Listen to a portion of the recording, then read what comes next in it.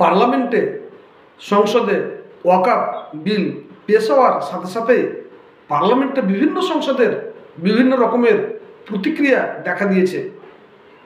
Rule बना रहे। और आखिर में सर मैं आपको बताना चाह रहा हूं स्पीकर साहब, ये बिल का मकसद सिर्फ मुसलमानों को जलील और रुस्वा करना है, मुसलमानों को दूसरे दर्जे का शहरी बनाने का इनका मकसद है।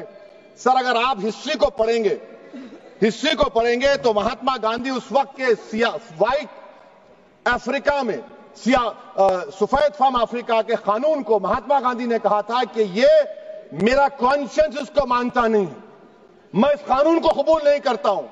तो महात्मा गांधी ने क्या किया, उन्होंने उस कानून को फाड़ दिया। तो मैं गांधी की तरह इस कानून को फाड़ता हूं। ये अनकॉन्स्टिट्यूशनल है सर। इस देश में झगड़े पैदा करने का काम बीजेपी करना चाहती है मस्जिद और मंदिर के नाम पर, इसीलिए मैं इसका कंडेम करता हूं और मैं आपसे गुजारिश करता हूं कि मैंने अपने 10 अमेंडमेंट दी हैं, आप इसको कबूल करिए सर, मुझे बोलने का मौका दीजिए और उस पर डिवीजन का मैं डिमांड भी करूंगा। Thank you sir. Mister Asaduddin OC সেই খসড়া বিলটি নিয়ে সাথে সাথেই ছিঁড়ে ফেলেছেন, কিন্তু চর্চার পর্চার বক্তব্য এখানে নয়।